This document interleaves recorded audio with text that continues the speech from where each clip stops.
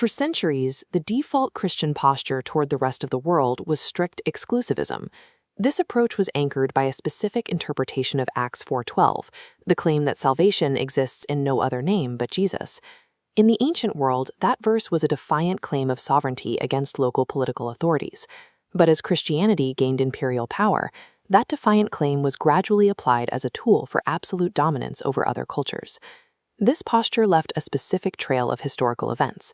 The Crusades, the Inquisition, and colonial expansion were all carried out with the conviction that those outside the faith had no legitimate claim to truth or dignity.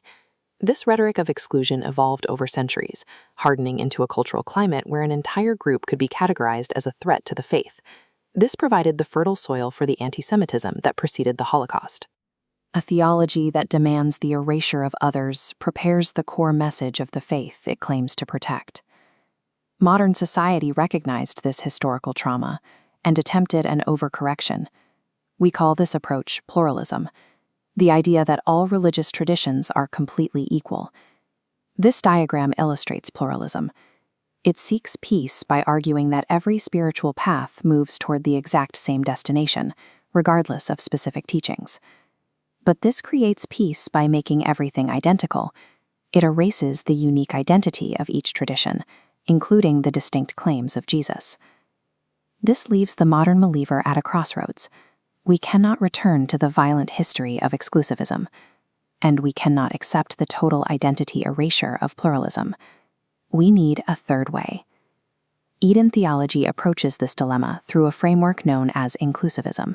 Inclusivism maintains that while the salvation found in Christ is distinct, its power and grace operate far beyond the explicit borders of the Christian Church.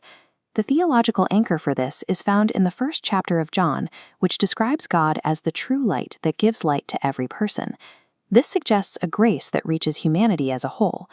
We can trace this universal light back to the Genesis creation account, where God breathes life into humanity. Every human being is born containing what we can call divine DNA. If divine DNA exists in every person, then we should expect to find evidence of God's truth embedded within the world's other great religious traditions. To see this universal light, what theologians call general revelation, in action, we have to compare the highest insights of Christianity with those of other traditions. Look at the Buddhist concept of anatta, or no self. It teaches that suffering comes from holding on to the ego. This mirrors Jesus' call to deny oneself, two independent traditions arriving at a shared conclusion about the necessity of releasing the ego. Consider the ethical teachings of Confucius. Centuries before the Gospels were written, he formulated his own golden rule: do not do to others what you do not want done to yourself. It is a direct parallel to the command of Jesus. In Hinduism, the tradition of Advaita Vedanta teaches a deep connection between the individual soul and the ultimate reality. This reflects the Apostle Paul's claim in the book of Acts that in him we live and move and have our being. The 20th century theologian Karl Rahner observed these overlaps and developed the concept of the anonymous Christian. He suggested that people who embody the love and truth of Christ, even without knowing his name, are already connected to him. When independent traditions reflect the same core wisdom, it demonstrates the concept of general revelation, God's light working through different cultures and ages. Curious, but if humanity shares so much divine DNA, what actually makes Christianity unique? The first distinction is the incarnation. In most religious systems, humans are required to climb upward to reach the divine. Christianity features a God who deliberately empties himself and descends to the lowest, most vulnerable human place. The second distinction is a standard of radical enemy love. While many traditions teach nonviolence, Jesus issues an active command to bless, pray for, and tangibly love one's persecutors. The third distinction is a strict bias for the poor.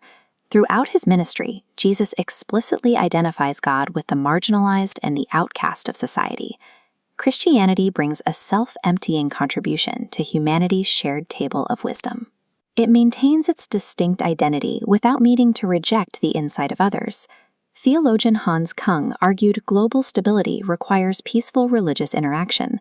For him, peace between nations is impossible without a prior peace between religions. Eden theology adopts humble missiology. This approach prioritizes listening and identifying the shared light in another person's tradition before attempting to teach our own. Our task is to recognize the divine DNA in others.